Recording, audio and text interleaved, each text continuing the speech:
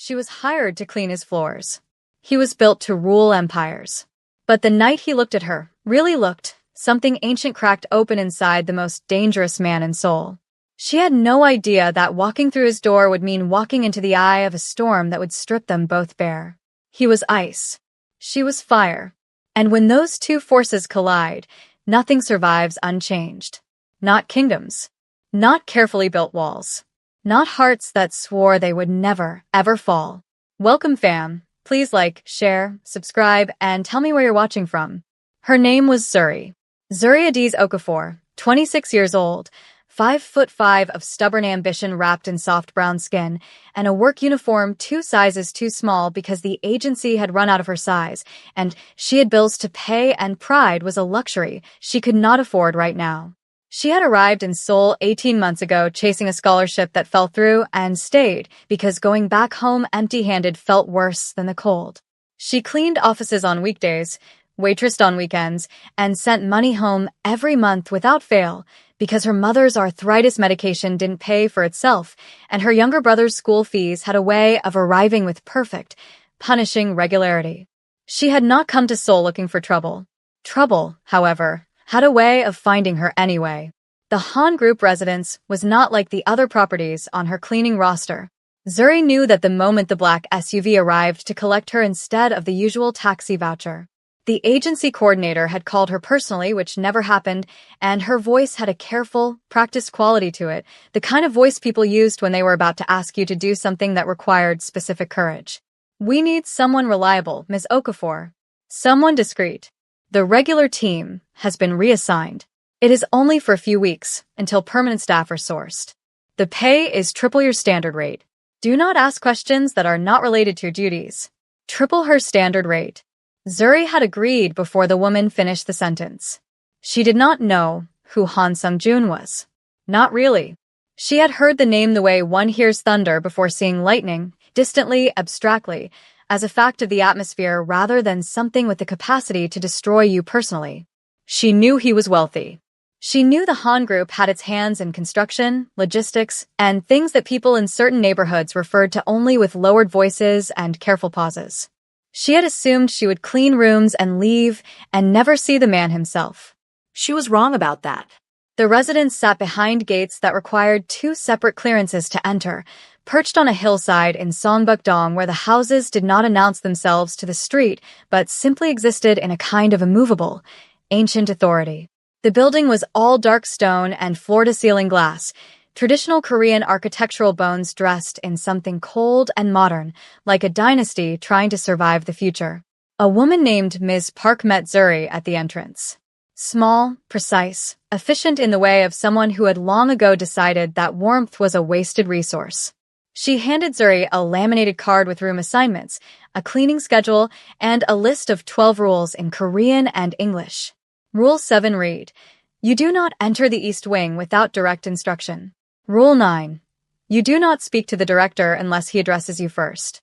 Rule 12. Underline twice. You do not look directly at the director's face. Zuri stared at Rule 12 for a long moment.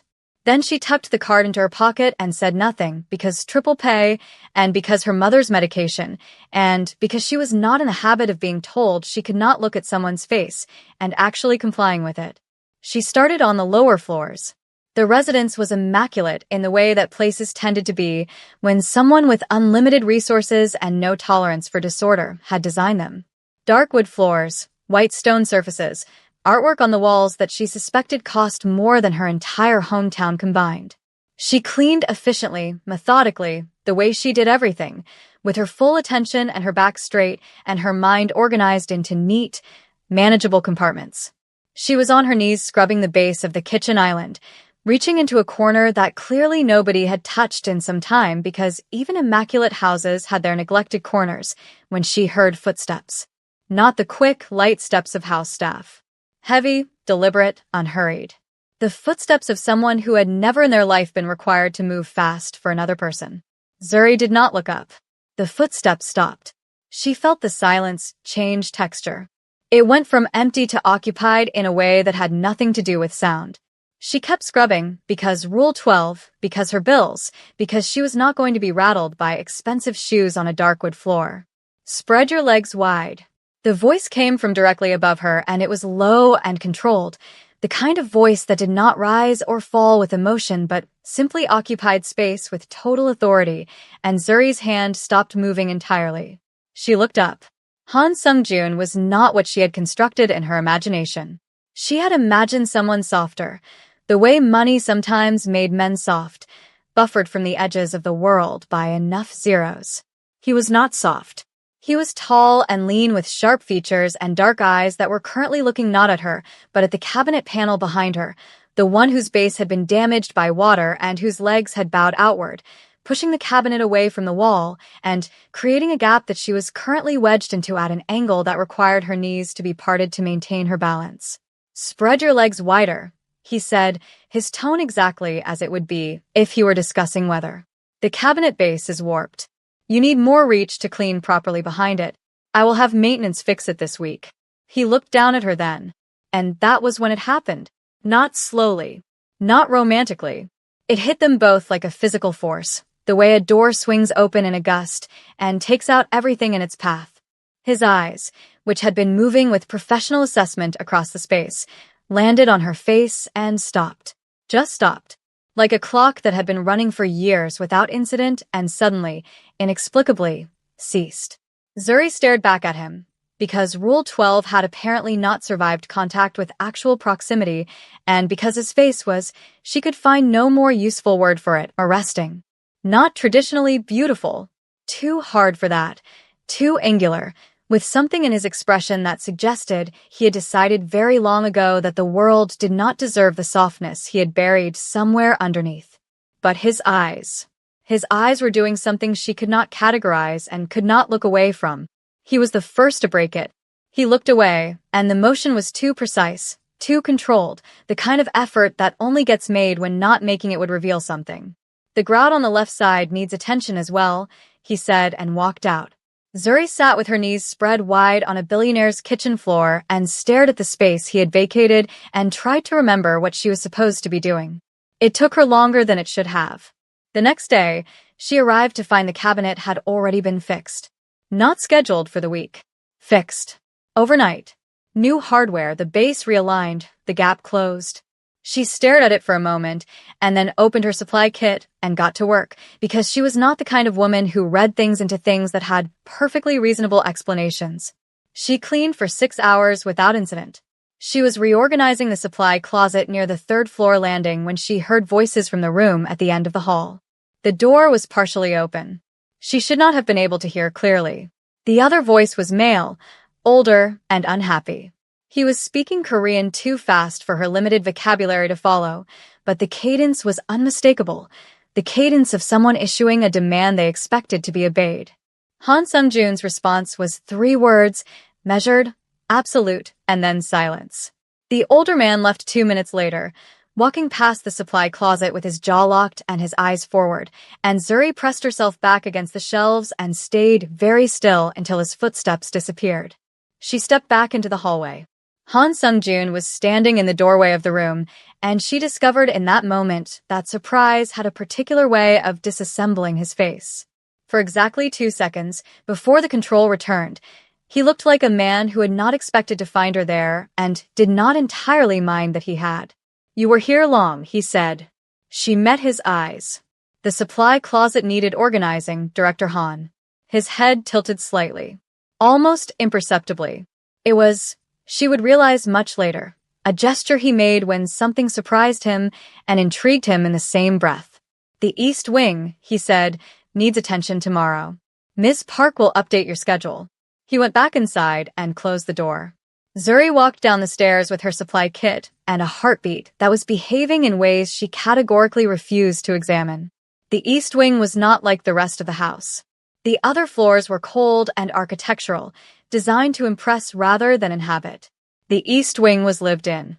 The desk was occupied with papers and books stacked in a system that only made sense to one specific mind. A suit jacket lay over the back of a chair instead of hung properly. The window behind the desk was the only one in the house that faced the mountains directly, and someone had been in the habit of sitting in front of it for long periods because the floor there was worn slightly, just a fraction, in a way that spoke of years. She cleaned carefully, touching nothing that was not a surface, disturbing nothing in the organized chaos of his desk. She was dusting the bookshelf along the far wall when she noticed the photograph. Small, framed, set back behind a row of books so it was not immediately visible but had clearly been placed with intention. A boy, 6 or 7 years old, gap-toothed and laughing, sitting on the shoulders of a younger Han Sung-joon who was also, remarkably, smiling. She picked it up without thinking. The boy had his eyes.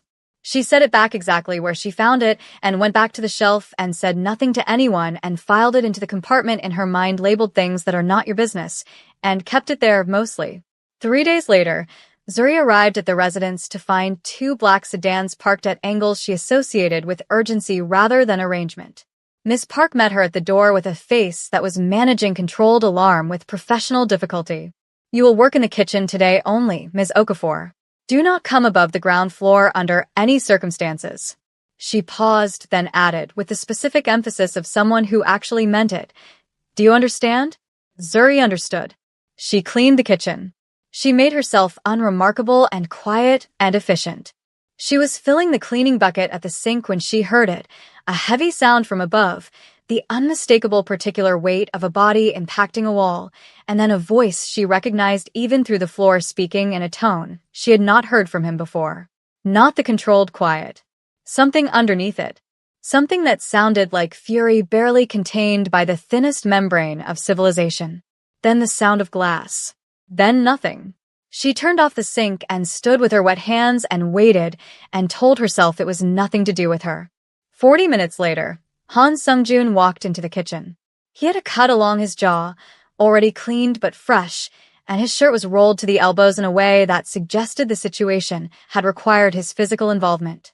His face had returned to its customary arrangement of controlled composure, but his eyes were still carrying something unprocessed, something he hadn't yet found a place to put.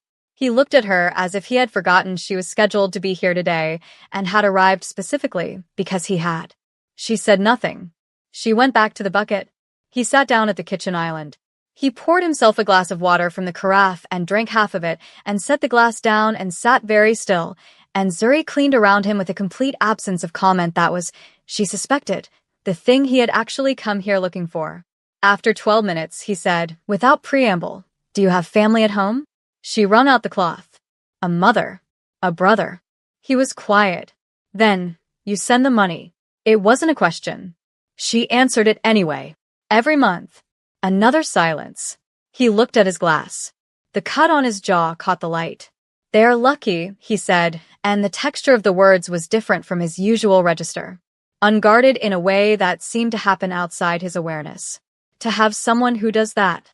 Zuri looked at him then, because she could not quite help it, and what she saw in his face was not the director of the Han group. It was someone who had sat in front of a window facing the mountains for years and worn the floor down and kept a photograph behind a row of books where visitors wouldn't see it.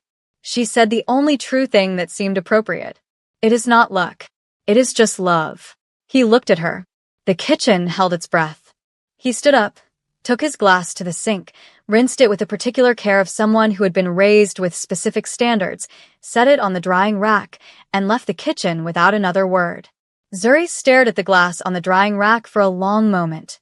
She was in a great deal of trouble.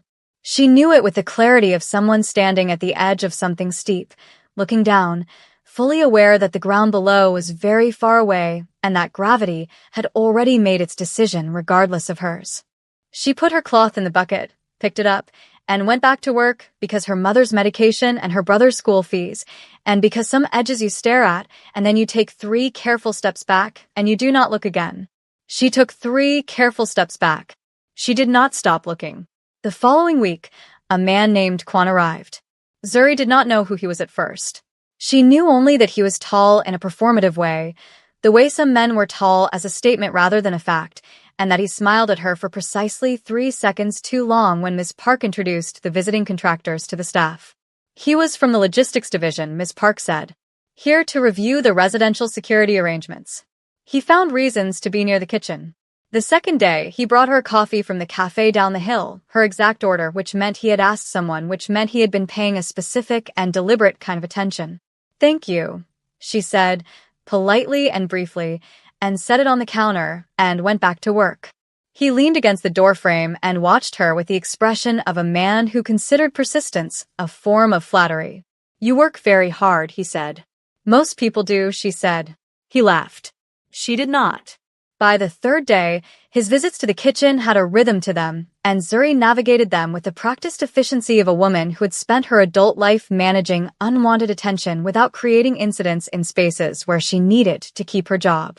She was focused on the pantry shelves when she heard Quan behind her, closer than she had registered, his voice dropping to the particular low register that men used when they had decided that proximity was a prelude.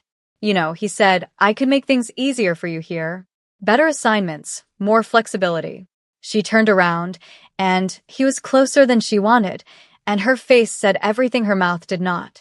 "Step back, please," she said, and her voice was quiet and absolute, the voice she reserved for moments when politeness had used up its usefulness. He did not step back. The pantry door opened. Han Sung-joon did not raise his voice. He did not cross the room. He stood in the doorway, and he looked at Quan with an expression that had no heat in it, which made it far more dangerous than heat would have been, and he said two words in Korean that Zuri did not know but that drained the color from Quan's face with surgical efficiency. Quan left the pantry. He left the kitchen. He was gone from the residence by noon, and Zuri never saw him again. Han Sung-joon stood in the pantry doorway for a moment after. He was looking at a point just past her shoulder, the particular evasion of a man who has done something that revealed more than he intended. "Your schedule has been adjusted," he said finally. "You will finish 2 hours earlier today. Miss Park will arrange transport." He left before she could respond. Zuri stood among the shelves with her heart performing its new, inexplicable rhythm, and thought about the expression on his face in the doorway. Not anger. Not the performed authority of a powerful man enforcing his territory. Something else. Something that moved beneath the surface of him like current under ice, purposeful and barely contained. Something that looked, she thought, dangerously close to feeling.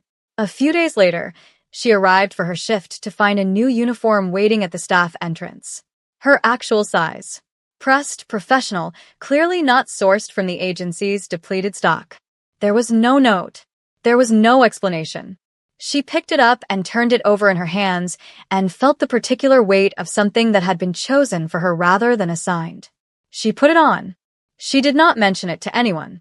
At noon, she was cleaning the hallway outside the East Wing when a phone rang inside, and Han Sung-joon answered it, and the conversation was brief, but his voice carried enough through the door for her to hear the shift in it. The tone that came in when business became something more personal, more urgent, more saturated with consequence. When he emerged, he nearly walked into her. They both stopped. The hallway was narrow.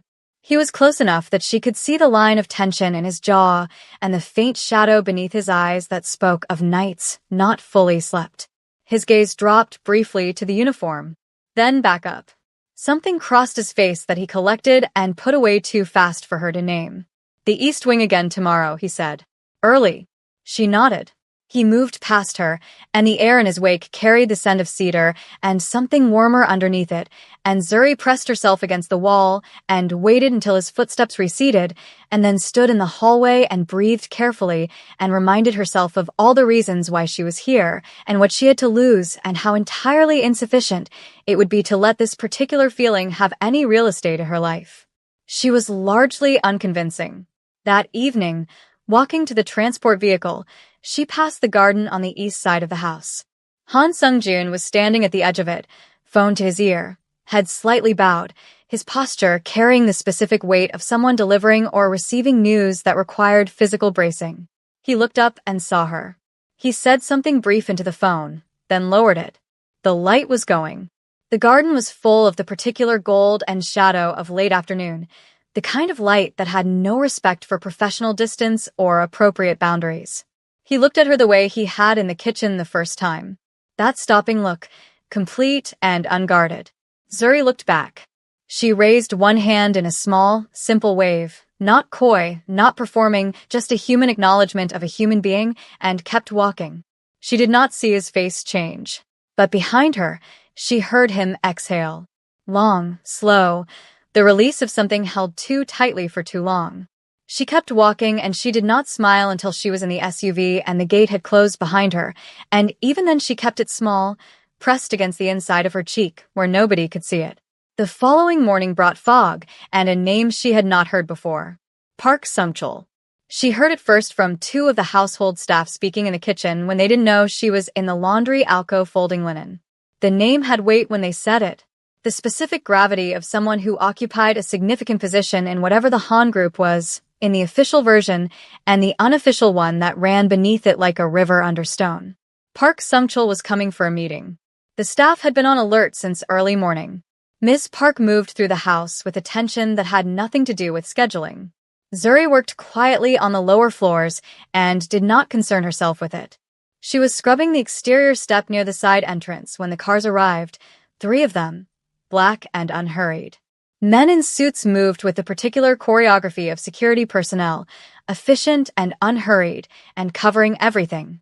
Then Park Sung-chul himself, and he was older than she expected, silver-haired, with the polished surface of a man who had made his peace with whatever compromises had gotten him to this level. He saw her on the step. He stopped. His eyes moved over her with an assessment that had nothing professional in it, and he smiled the way some men smile when they think they are charming and have never been corrected. He said something to the man beside him. The man translated. He says, he is not aware that Director Han employs such beautiful staff. Zuri looked at the translator. Please tell him thank you, and please ask him to keep moving. The translator's eyes widened. He did not translate this. Park Sung-chul said something else, still smiling, and stepped closer. The front door of the residence opened. Han Sung-jun stood on the threshold, and he was looking at Park Sung-chul with the particular quality of stillness that Zuri had learned, in the weeks she had spent in this house, was the most dangerous thing about him. He was always still when he was most dangerous. Stillness was how he contained the thing underneath. He said 3 sentences in Korean. His voice did not rise. His face did not shift. But Park Sung-chul's smile disappeared, and he turned from Zuri and walked toward the entrance with the brisk deliberateness of a man recalculating. Han Sung-jun held the door. His eyes met Zuri's over Sung-chul's shoulder. In his gaze was something so unambiguous that it required no translation across any language gap. Something possessive and furious, and barely wearing its mask. He looked away first. He went inside. Zuri picked up her bucket with hands that were entirely steady and kept her face completely composed and walked around to the service entrance and stood in the laundry alcove for 3 minutes doing absolutely nothing because she needed 3 minutes to put herself back together, and even then she was not entirely sure she managed it. That night, she was preparing to leave when Miss Park appeared at the service entrance with an expression that had moved from managed alarm to something quieter, and extended an envelope. From Director Han, Miss Park said. She did not explain. She left. Zuri opened the envelope in the transport vehicle. Inside was a single card, the Han Group letterhead, a short paragraph in Han Sung-jun's handwriting. Your contract has been extended by personal request. Your rate has been adjusted. I am aware this is outside your original arrangement with the agency. You are under no obligation to accept. The decision is entirely yours. Below that, a mobile number. And below that, 6 words, written with the careful deliberation of someone who had written and discarded several versions before arriving at the one that said the most while asking for the least. I would prefer that you stay. Zuri sat in the back of the SUV as it moved through Seoul's evening traffic and read those 6 words 4 times. Then she put the card in her pocket, against her chest, where it stayed warm from her skin for the rest of the ride home. She called the number in the morning. He answered on the 2nd ring. She had expected Miss Park. Director Han. She heard him breathe in the particular way of someone working hard to sound unaffected. Ms. Okafor. She said, I'll stay. A pause. Very small, but there. Then good. 2 syllables. Good. But the exhale that followed it was not small and not controlled and spoke, very clearly, of a man who had spent the night hoping she would say exactly that.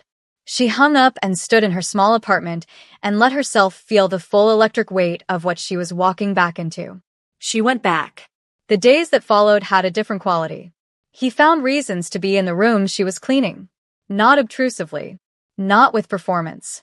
He would come with documents or his phone and station himself near a window and work, and they would exist in the same space, and gradually the silence between them developed a texture that was not empty at all.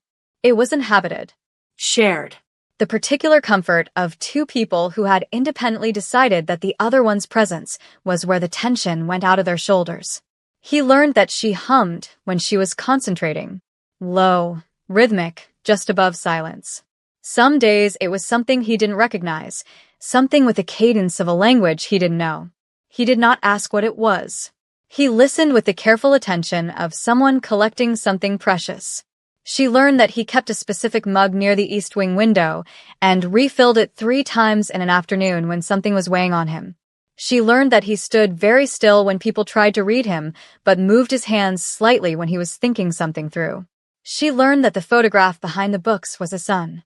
She knew this because on the 4th week, he came into the east wing while she was cleaning and stood near the bookshelf for a long moment, and when she looked at him his face had the open, broken quality of grief that does not make appointments. She said nothing. She finished the shelf and moved to the window and cleaned the glass with long, steady strokes. He said, behind her. He would have been 12 this year. She did not turn around. She kept moving the cloth on the glass. She said, what was his name? Junwoo. His voice was very quiet. He liked loud music and terrible jokes and was afraid of nothing except spiders. She smiled, still facing the glass. Sounds exhausting. He made a sound that might have been almost a laugh. He was. Outside, the mountains did what they always did, indifferent and magnificent, and Zuri cleaned the window until it was perfect, and they stayed in that room together for another 20 minutes and did not speak again, and it was the most significant conversation either of them would have that year. The trouble arrived on a Thursday. It arrived in the form of a woman named Baek Soyeon, who was connected to the Han family by the particular thread of obligation and history that powerful families used to bind themselves to each other, and who appeared at the residence with the proprietary ease of someone who had been told, at some point, that she had standing here. She was beautiful in the architectural way of women who had been raised to understand their beauty as a strategic resource. She moved through the residence with fluid confidence. She looked at the staff the way some people looked at furniture, necessary and largely invisible, until she saw Zuri. Zuri was descending the main staircase with supplies when Baek Soyeon looked up from the foyer below, and the pleasant blankness of her expression sharpened into something else entirely. She spoke to Ms. Park in Korean, too quick for Zuri to follow. Ms. Park's response was careful, the tone of someone deflecting without conceding. Soyeon looked up at Zuri again, and smiled. It was the kind of smile that went nowhere near the eyes and said, very clearly and without any ambiguity at all, I see what you are doing here, and I am not remotely threatened, but I am filing it away, and I will use it when I need to. Zuri came down the stairs at the same measured pace, and went about her work, and did not react to any of it. She was good at not reacting. She had spent her adult life being the person in the room who people needed to see be unfazed. But her hands, when she got to the laundry room, needed a moment before she trusted them to fold things properly. Han Sung-joon did not seek her out that afternoon. She told herself this was normal. She told herself the prickling feeling at the back of her chest was nothing but the natural discomfort of a complicated situation that did not involve her. She was halfway to the service entrance when Ms. Park appeared and said, with the tone of someone delivering a message verbatim, Director Han asks that you not depart by the service exit this evening. The car is at the main gate. Zuri stopped. The main gate was for guests and family. Staff used the service entrance. She went to the main gate. The SUV was there, and standing beside it in his coat, with his hands in his pockets and the particular deliberate quality of someone who has been waiting, was Han Sung-joon. He looked at her. Something in his face was different tonight. More present. Less managed. The thing under the ice was closer to the surface. She had a good day, he said. Soyeon. She is good at appearing comfortable. Zuri did not have a response to this that would not reveal too much. She is a guest in your home, she said carefully. I hope she is comfortable. His eyes held hers. She is not a guest who is welcome. She is a guest who arrived. There is a difference. The evening air was cold between them, and the streetlights had come on, and Han Sung-joon was standing very close to the open car door and looking at her with the expression of a man who is running out of reasons to maintain a particular distance. He said, "I want to make sure you are not given the wrong impression." About anything. She said, "What impression would that be?" And he looked at her for a long, careful moment, and something passed between them that was not words and was not touch but had the weight of both, and then he said, very quietly, that this is ordinary for me. Any of this. Because it is not. She got into the car. She kept her face composed until the window was up. She sat in the back of the SUV as it moved through the lit city, and she pressed her fingers against the card in her pocket. Still there, still warm, and she thought about a man who had worn a floor down staring at mountains and kept his grief behind books so visitors wouldn't see it, and who had just told her, in the most precise language available to him, that she mattered. She stared out the window at Seoul moving past in its beautiful, indifferent brightness, and she let herself feel it. Just for the length of the ride home. All of it, the magnitude, and the warmth and the terror. Then she got out of the car, went inside and made herself tea, and sat with her hands wrapped around the mug, and thought, I am in so much trouble. She was right. The danger, when it came quietly. They usually did. Zuri had been at the Han residence for 6 weeks when Miss Park appeared at her elbow during the morning briefing with a face so carefully neutral it communicated alarm more effectively than panic would have. There were guests coming this evening, she said. Important ones. The kind whose names were not written on any legitimate ledger.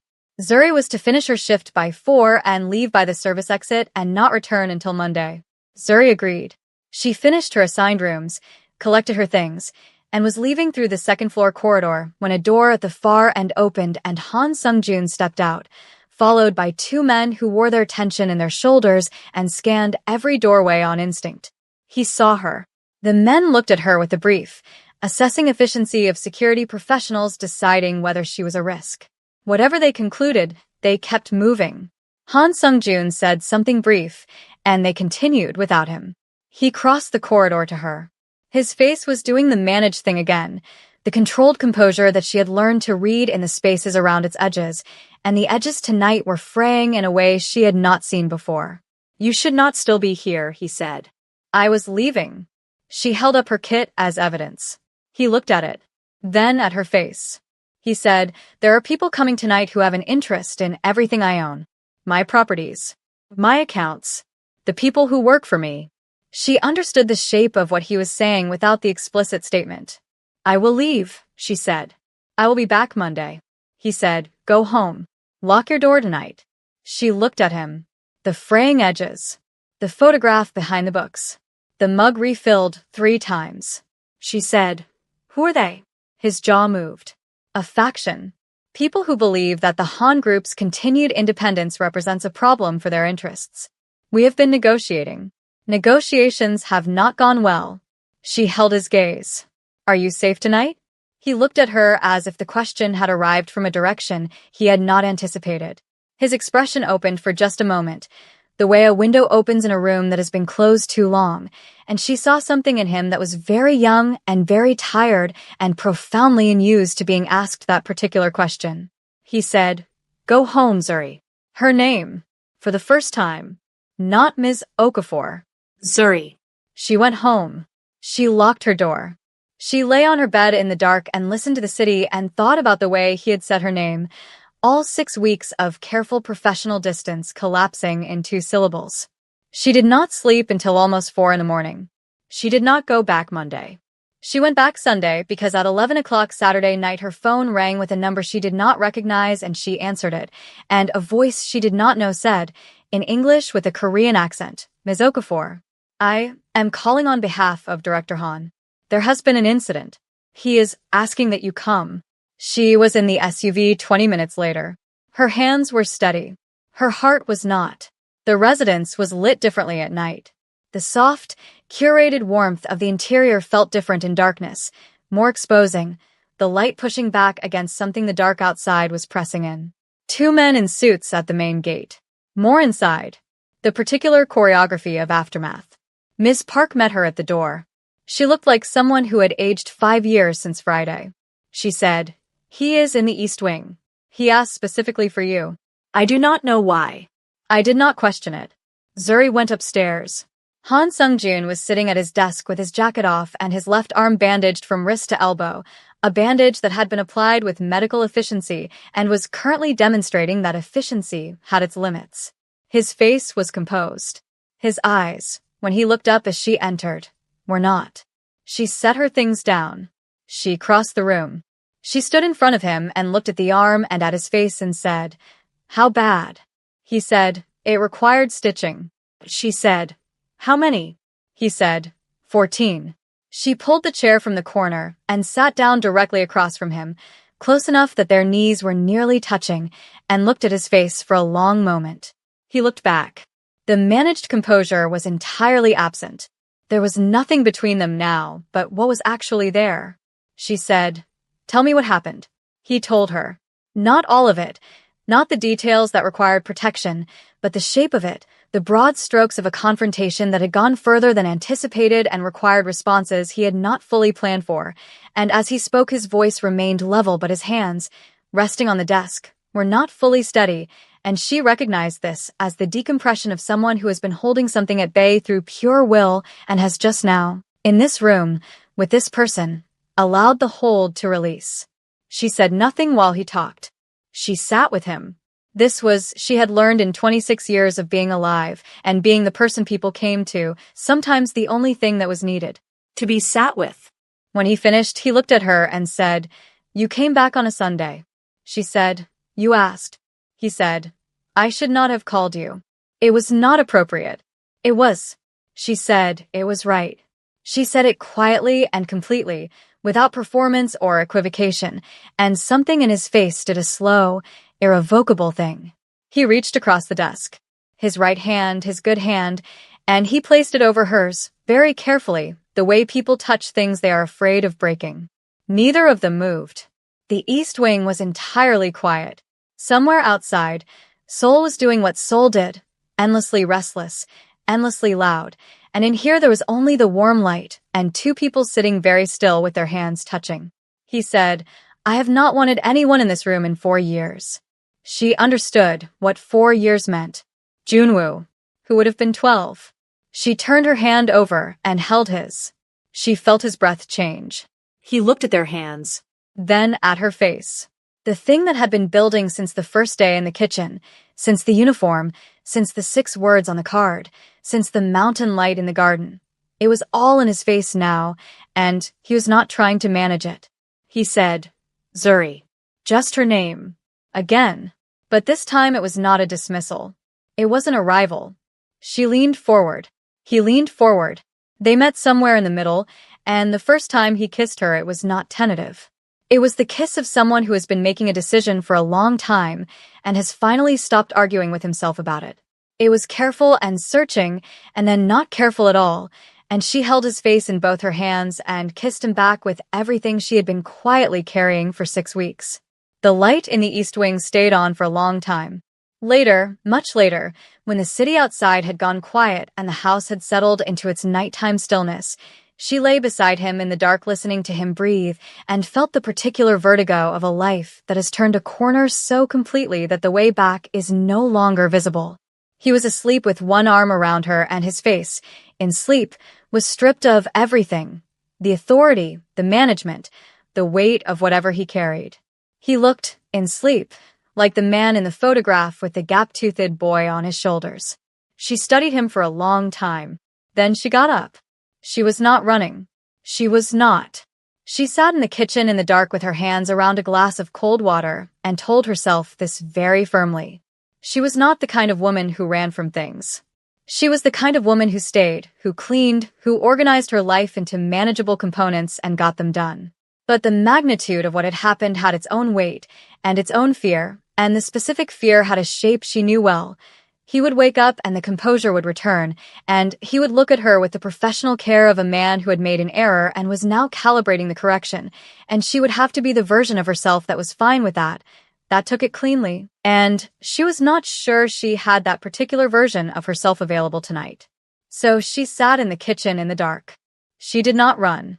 She just sat very still and prepared herself for what waking up was going to feel like. She heard him before she saw him. The footsteps on the stairs, unhurried. He appeared in the kitchen doorway in a t-shirt and bare feet, his hair loose, his expression impossible to read in the dim light. He looked at her. He looked at the glass of water. He looked at her again. He said, "You were going to leave." She said, "I was in the kitchen." He said, "You were deciding whether to leave." She looked down. She said, "I didn't want to be a situation that needed managing in the morning." He was very quiet for a moment. Then he crossed the kitchen and sat down across from her and put his arms on the table and leaned forward until she had no choice but to look at him. He said, "I am going to say something and I need you to hear all of it." She looked at him. "I have not been afraid of anything in 4 years," he said. "I built something from fear so that I would not have to feel it. I became someone who could not be touched because I could not survive being touched and losing again." He paused. He looked at their hands on the table, not touching yet, an inch apart. "You are the first thing in 4 years that has frightened me. Not because I think you will hurt me, because you make me want things I stopped permitting myself to want, and it is very frightening, Zuri." She said nothing. Her throat was not fully cooperating. He said, "I do not want to manage this. I want to be in it. With you. If you will let me." She sat in Han Sung-jun's kitchen in the dark and felt the last of the careful distance she had been maintaining fold up entirely, quietly, without resistance. She reached across the table and took his hand. She said, "I am frightened too." He exhaled. He tightened his hand around hers. He said, "Good. Let's be frightened together." What followed was not simple. Nothing that matters is. The Han group's internal power struggle came to a head in the weeks after, and the faction that had sent men to their residence on Thursday escalated their methods. A car was followed. One of Sung-jun's directors received a threat with specific details that were possible only from an internal source. The house in Songbuk-dong was placed under elevated security, and Zuri, who was not and would not be a secret, became a target. She did not know this until the morning she stepped out of her apartment building and found 2 men she had never seen before standing at the entrance of the alley. They did not speak to her. They simply watched, with the particular quality of watchers who want to be noticed, who are making a point with their presence. She called Sung-jun from the lobby of her building, her voice steady. "There are 2 men outside my building." She described them with the specific detail of someone who had spent 6 weeks learning to pay attention to things. He was already moving before she finished the sentence. She could hear it, the shift in ambient sound, the door, the voices giving instructions. He said, "Do not go outside. Do not go to the residence. I am coming to you." He arrived in 30 minutes. The men outside her building were gone before he got there. His people had handled that, but he came anyway. He came in off hours, in a car that was not his usual, and he was in her small apartment for the first time, and he looked around at the organized efficiency of it, the photographs of her family on the wall, the African print cloth draped over the chair, the medical receipts stacked neatly on the counter, and his face moved with something that was grief and respect and a very deep, specific fury. He said, "You have been here alone this whole time." She said, "I am always alone." "It is fine." He said, "It is not fine." His voice was quiet, but the quietness contained something enormous. "None of this is fine. You should not have been exposed to this." She said, "I knew what your world was." He said, "You knew what my world was from the outside. This is different. This is them reaching into your space. I will not allow that." She crossed her arms. "Sung-jun." He looked at her. She said, "I am not a person you protect by making decisions for. I am a person you protect by telling me the truth and planning with me." He held her gaze. His jaw was doing the thing it did when he was working against his instinct. Then he nodded. One short, genuine nod. He sat down at her small table. He told her everything. The faction, their leverage, their current strategy. The internal source who had been identified and was being handled. The timeline for resolution. He talked to her as an equal and a partner, and not as someone to be organized away from danger. She listened. She asked questions. Sharp ones. He answered them. By the end, the fury in his face had been joined by something else. Something that looked like relief. like the particular relief of a person who has been alone with something very heavy for a very long time and has finally been allowed to set it down. She said, "What do you need?" He looked at her and said, "I need you to come to the residence. I need you where I can see you. I need to know you are safe." She said, "I need it not to be about cleaning anymore." He said immediately, "It has not been about cleaning for a long time." She moved in that night. The resolution came swiftly once Sungjun moved. The internal source was removed. The faction's leverage disappeared in a series of very quiet legal and financial maneuvers that suggested someone had been preparing for exactly this contingency for months. Park Sung-chul, who had been the faction's primary front, found himself facing 17 regulatory violations simultaneously and subsequently discovered that Seoul in January was a very good time to take an extended vacation to somewhere with no extradition treaty. The final meeting was with the faction's remaining leadership in a room in the Han Group's building that Zuri was not in and did not ask about the details of afterward. He came home that evening and found her in the kitchen, cooking, because she had decided that the Han residence was going to have meals that actually smelled like a home instead of catering, and he stood in the kitchen doorway and watched her for a long moment without announcing himself. She said, without turning, "How long have you been standing there?" He said, "Long enough." She turned. He was still in his coat, just inside the doorway, and he was looking at her with his whole face, nothing managed, nothing controlled. "Just him." He said, "It's over." She crossed the kitchen. She put her arms around him and he pulled her in, his face against her hair, and they stood in the middle of the kitchen she had cleaned 100 times before it became the place where they cooked dinner together, and he held her with a specific grip of someone who has been braced against losing for so long that having is almost disorienting. She said into his shoulder, "I made kimchi jjigae. I called your mother for the recipe." He stilled. "His mother?" She said. "She was very helpful.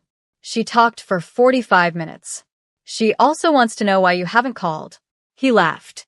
A real one, surprised out of him, low and warm, and she felt it against her scalp and held it in her chest like something she was going to keep. He proposed 3 months later, not in a restaurant or with an audience. In the East Wing, in the evening, with the window open to the mountains and the photograph of Junwoo on the shelf no longer behind the books but in front of them, where it belonged. He got down on one knee, which she would tease him about for the rest of their lives, and he said, "I spent 4 years deciding that the worst thing that could happen to me had already happened. Then you came into my kitchen and looked directly at my face when I had specifically told staff not to do that." She laughed. He smiled, and it was the smile from the photograph. He said, "You made me want my life back. You gave me mine. I would very much like to give you something in return. All of it. Everything I have, and everything I am, for the rest of both of our lives." She said yes before he finished the sentence.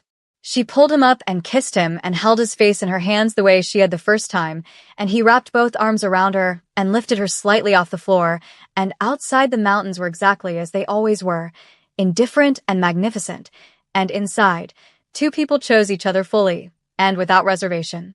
They married in spring.